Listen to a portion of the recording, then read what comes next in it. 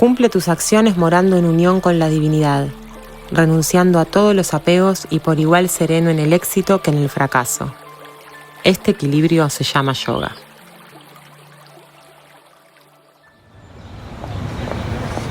A donde vas te llevas tu mochila, convivís con tu cabeza las 24 horas, a la mañana, a la tarde, a la noche, en la ducha, en la cama, en el sexo y en la oficina, en cada rol que te convoca. ¿Hay forma de liberarte de quién sos? ¿O ser quien sos es la forma de liberarte?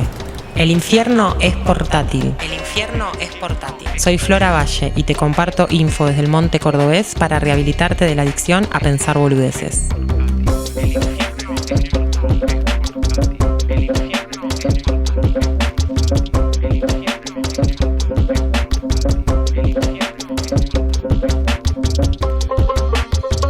Episodio 1. El sentido de la búsqueda. Te debe haber pasado que de pronto, sin darte cuenta, empezaste a sentir que la vida tenía un sentido que desconocías. Y empezaste una búsqueda. Por lo general, toda persona que llega a un camino espiritual pareciera que está buscando, pero en realidad no tenés idea en qué momento te surgió ese deseo de buscar en un camino espiritual. Y esto es muy interesante porque muchas veces tenemos ganas de saber por qué nos pasa esto y no hay una explicación. Simplemente apareció en tu mente la semilla de empezar a buscar por el lado espiritual. Entonces no tiene sentido buscarle sentido a la búsqueda porque es algo que simplemente te sucede y más adelante te vas a dar cuenta de por qué. Quédate hasta el final porque cada episodio va a tener un ejercicio para que aprendas a pasar por el cuerpo todos los conceptos filosóficos de los que vamos a hablar.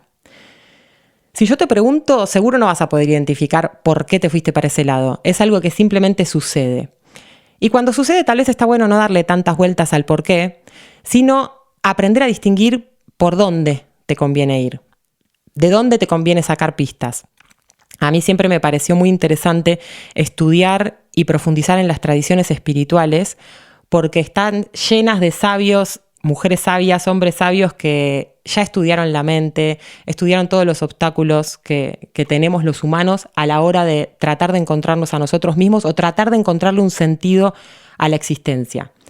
Entonces las pistas que dejan las tradiciones son muy ricas porque hay gente que ya pasó por eso y que te deja a vos un mapa para que vayas un poquitito más recto y no te mandes todos los mocos que seguramente ellos ya se mandaron. Y acá lo importante es no perder tu singularidad. ¿Por qué? Porque uno de los grandes riesgos que suceden a la hora de encontrarte con una enseñanza espiritual es que pueden estar llenas de mandatos, ¿no? Como está llena de mandatos la crianza, como está llena de mandatos la vida. Entonces, no perder la singularidad se vuelve como casi que un norte del que no hay que alejarse mucho, porque en realidad tu camino espiritual es muy particular y tiene que ver con vos y con lo que vos ya traes. Entonces, toda tradición verdadera te va a llevar precisamente a encontrar ese camino en el que vos, desde tu particularidad, podés llegar a realizar esas verdades sin dejar de ser quien sos. Al contrario, a través de la práctica de ser cada vez más quien sos, te acercás, por añadidura, a todas esas realidades espirituales. Acá es donde a mí me parece muy importante y lo que propongo es el estudio del Bhagavad Gita, filosofía de la India, y también por otro lado el estudio del Tantra. ¿Por qué? Porque por lo general la mayoría de las tradiciones espirituales no incluye la sexualidad. De hecho, lo transformaron en tabú como medio de represión y de control de las personas. Entonces, todos los aportes del Tantra son muy importantes porque precisamente incluyen a la sexualidad. ¿Y por qué la incluyen? Porque somos seres sexuales. O sea, para que nuestro cuerpo físico exista, tuvo que haber dos personas que tuvieron una relación sexual. Entonces, esa energía es la que nos da nacimiento a nosotros. No la podemos dejar afuera. Tiene que sí o sí estar incluida dentro de todas estas prácticas y esta búsqueda para realmente sentirnos plenos y sentirnos plenas. Entonces, lo que yo propongo es una mezcla de filosofía de India con aportes del Tantra. ¿Para qué? Para que no quede nada afuera a la hora de encontrarte. Por lo general, si te pones a pensar en cómo empezaste a indagar en estos temas o cómo te acercaste al mundo espiritual y empezás a hacer memoria de lo que te empezó a pasar cuando empezaste a practicar yoga o cuando empezaste a enterarte cosas más del funcionamiento de la mente, Seguro te pasa que te dijeron que el que hace yoga es un ser de luz y de golpe vos estás haciendo yoga, estás empezando a meditar y te das cuenta de que te pasa todo lo contrario. No empezás a flotar, no empezás a deslizarte sin dar pasos por el mundo, sino que empezás a confundirte. ¿Por qué? Porque todos tus condicionamientos empiezan a salir a la luz. Y por otro lado, todo lo que empezás a estudiar de filosofía, de meditación, pareciera que se contradice con lo que a vos te está pasando. Y esto es normal, porque en realidad, cuando nosotros empezamos a observarnos, es cuando nos damos cuenta de cómo funciona la mente. Y la mente es un quilombo. Entonces te empiezan a aparecer, primero, todos los mandatos que vos traes de tu crianza, que son un montón. Todo lo que te dijeron que sos desde que naciste hasta que empezaste a querer encontrarle un sentido diferente a la vida. Y encima, cuando empezás a querer encontrarle un sentido diferente, te encontrás con todos los mandatos del mundillo espiritual. Y esto pareciera que genera un choque contradictorio entre lo que te dijeron que sos, entre lo que vos crees que sos y entre lo que ahora estás viendo que podés ser. Entonces siempre el camino espiritual, al principio, al medio y calculo que al final también, es un poquito conflictivo o es un poquito friccionado. ¿Y por qué friccionado? Porque no nos entregamos a realmente disfrutar de nuestra naturaleza.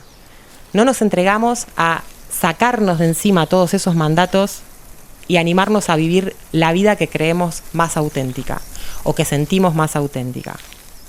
Por eso me parece súper interesante sumergirse en el mundillo espiritual a través del Bhagavad Gita. ¿Por qué? Porque el Bhagavad Gita es una batalla y es simbólico de lo que nos pasa a los humanos cuando nos acercamos al camino espiritual. Entonces imagínate que si una escritura sagrada como el Bhagavad Gita de India, súper antiguo, es una escritura que tiene más de 4.000 años de antigüedad, nos habla del camino espiritual como una batalla, entonces es normal que te sientas confundida, que te sientas confundido y conflictuado. El Bhagavad Gita es una batalla entre dos bandos de primos. Por un lado están los Pandavas, que simbolizan a toda nuestra parte más luminosa, y son 5. Y por el otro lado están los Kauravas, que simbolizan a toda nuestra parte más oscura, y son 101. O sea, imagínate que ya arranca así, 5 contra 101, 5 son los luminosos, 101 son los que están ahí más oscureli. Que la oscuridad no siempre significa que sea algo negativo, ¿no? A veces también dejamos en lo oscuro un montón de dones. Entonces hay que estar atentos a estos simbolismos porque en realidad no hablan de una batalla entre primos reales, sino que habla de las fuerzas que hay dentro nuestro y que entran en conflicto cuando queremos encontrarle un sentido a nuestra existencia. Entonces tenemos por un lado los Pandavas, por otro lado los Kauravas, y estas luces y sombras que todo el tiempo están en conflicto y sin embargo están todas en el mismo campo de batalla. ¿Se entiende? Lo que esta batalla simboliza es lo que a todos nos pasa cuando empezamos a querer encontrar nuestra esencia. ¿Y por qué nos pasa esto? Porque empezamos a observarnos, porque hasta que vos no empezás a observarte, no te das cuenta de que tenés luces y que tenés sombras. Es más, por lo general, muchas personas del mundillo espiritual se piensan que son seres de luz y desde ese lugar tampoco podés transformarte, porque también sos todas esas sombras, ¿no? Recordemos, 5 contra 101. Entonces lo que propone el Bhagavad Gita es precisamente viajar a través de toda la simbología de lo que va a pasar en esta batalla y en ese caminito nos deja un montón de pistas de cosas que tenemos que atender para que nos sea más fácil, ¿no? Para que el camino no sea tan conflictivo. Y vas a ver que es muy simbólico porque empieza el capítulo 1 de esta escritura con un capítulo que se llama Yoga del desaliento. Y después vas a ver que todos los otros capítulos también tienen la palabrita yoga como parte del título. Esto significa que nos va a mostrar un montón de aspectos y desde un montón de perspectivas cómo llegar a ese estado de unión o de plenitud. Acordémonos que la palabra yoga, una de las traducciones que a mí más me gusta es verdadera naturaleza. Nosotros cuando escuchamos yoga pensamos en gente haciendo ejercicio, pero en realidad la palabra yoga alude a nuestra verdadera naturaleza, alude a ese estado de conciencia al que queremos llegar cuando emprendemos una búsqueda espiritual, que por lo general es estar en paz, sentirme en plenitud, ¿no? Entonces, cada capítulo tiene esta palabrita porque nos va a dar 18 pistas, porque son 18 capítulos, de cómo acercarnos y realizar ese estado de conciencia. que en realidad, si no tuviéramos condicionamientos desde que nacemos, es nuestro estado original. Un bebé nace y nace en estado de yoga. Después, quienes estamos alrededor, hacemos lo que podemos y bueno, vamos saliendo de ese estado de yoga para después otra vez darnos cuenta y tratar de volver. Así de complejo es este planeta.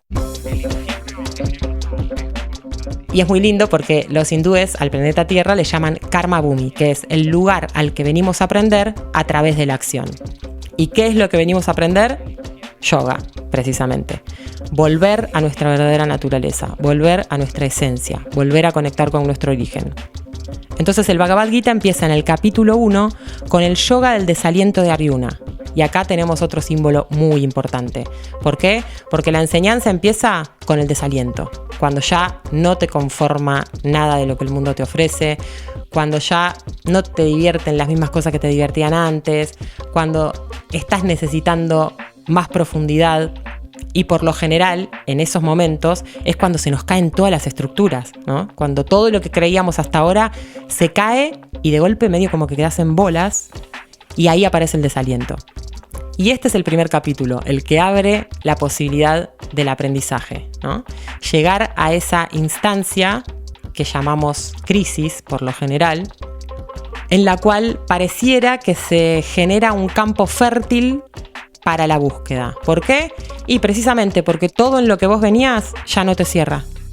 Entonces de alguna manera se genera un vacío. Y ese vacío es precisamente lo que permite que la enseñanza espiritual encuentre un campo fértil. Entonces, imagínate que el Bhagavad Gita empieza con el desaliento de Arjuna. Vas a escuchar este nombrecito un montón porque es el discípulo que nos representa a todos nosotros, ¿no? Arjuna representa al buscador espiritual, representa a la persona que quiere encontrar un sentido más profundo a las cosas, a la vida. Y el que guía el carro de Arjuna es Krishna. Este nombre seguro lo habrás escuchado. Krishna para los hindúes es un dios. A mí, que no creo en Dios como si fuera un tipo, me sirve pensar a Krishna, y de hecho hay muchos maestros que dicen que Krishna representa nuestra parte más intuitiva, nuestro ser, ¿no? El ser que no está confundido en ningún momento y que ya tiene toda esa información, porque pensemos que para la filosofía de India, nosotros no es que tenemos que salir a buscar algo que no tenemos. Al revés, tenemos que empezar a limpiarnos de todo lo que nos creímos para que aparezca eso que siempre estuvo, que es lo que vos sos. Entonces Krishna representa a ese ser. Y Arjuna representa a nuestra parte que está confundida, que no entiende nada y que sale a buscar medio como hasta sin saber por dónde, ¿se entiende? Y es muy lindo porque el Bhagavad Gita empieza con yoga del desaliento de Arjuna, que es Arjuna en medio del campo de batalla, enfrente del otro bando con el que tiene que pelear, y cuando se da cuenta y mira dónde está, se quiere ir. Obvio que es imposible, porque está en un campo de batalla en el que cuento 1, 2, 3 y empezó la guerra.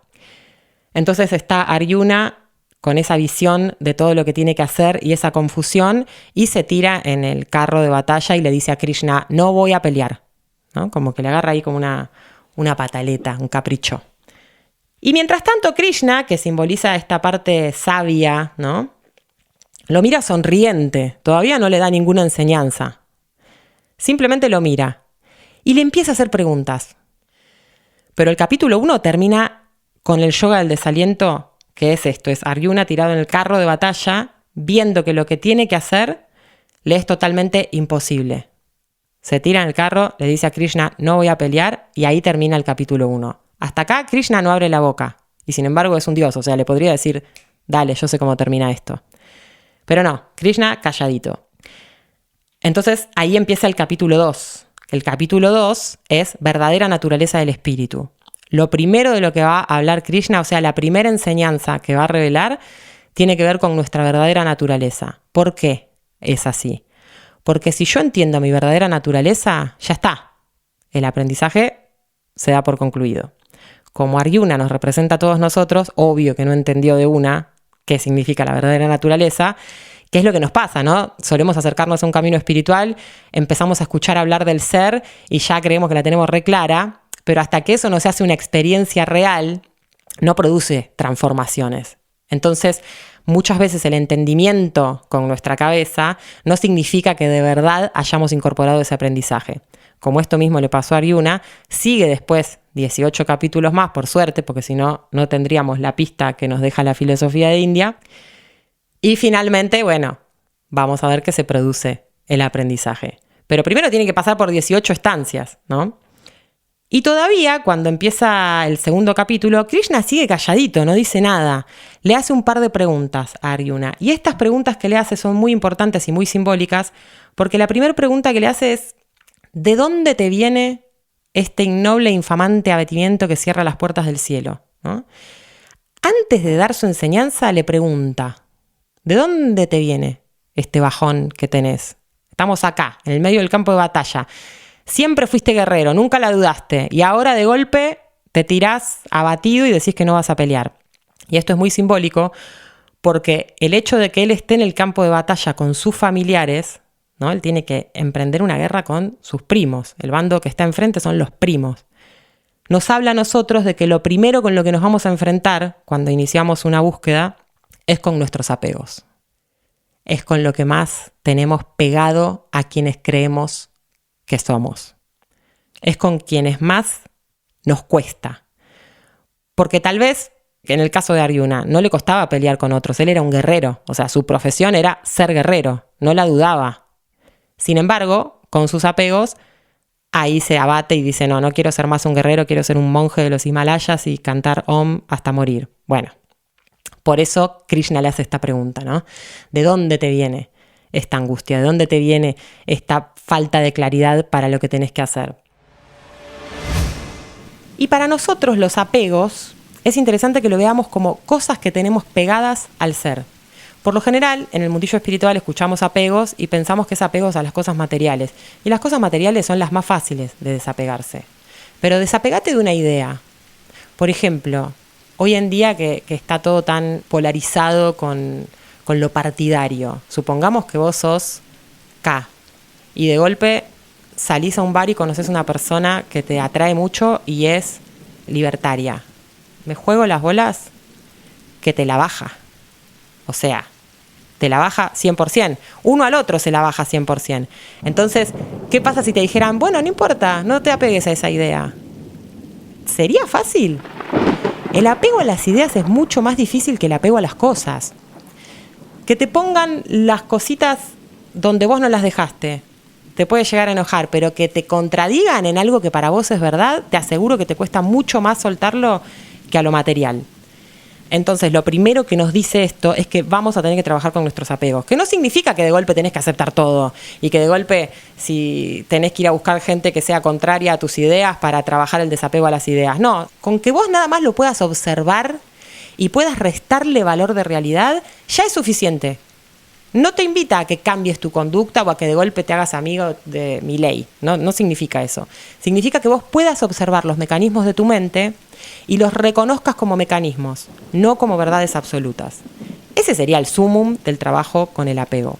Pero en principio, tengamos en mente esta propuesta, ¿no? De ver a nuestro cuerpo y a nuestras emociones y a todo lo que nos pasa de la piel para adentro como un campo. Un campo en el que todo el tiempo hay un conflicto. Y ese conflicto tiene una forma más amable de ser transitado. En principio, reconociéndolo. Con eso ya tenemos para toda la vida.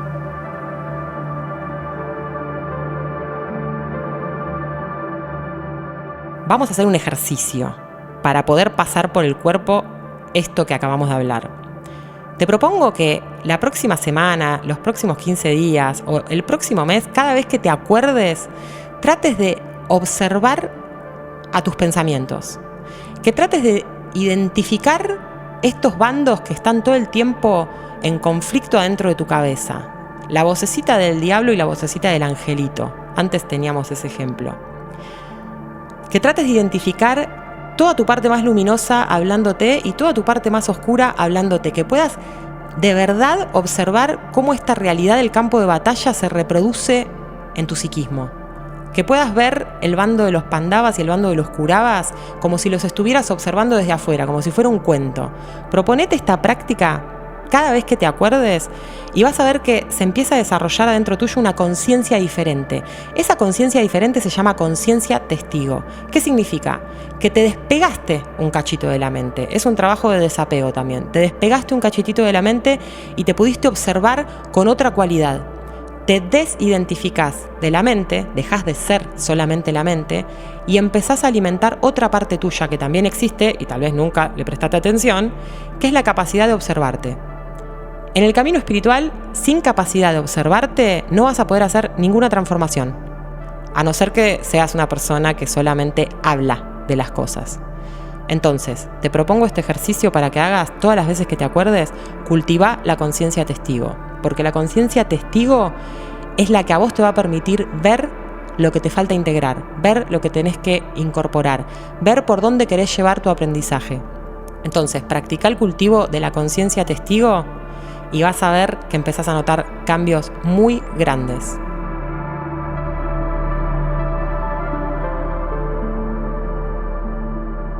Sácate de encima todo lo que te dijeron que sos. Seguí la pista de lo que te hace bien. Sumergite un rato. No dejes entrar a nadie. Encontrate, porque no hay forma de escapar. El infierno es portátil. El infierno es portátil. El infierno es portátil. Anfitriona y contenido, quien les habla, Florencia Avalle. Producción técnica y paisajes sonoros, Santiago Izquierdo. Producción y dirección general, Evelyn Melano.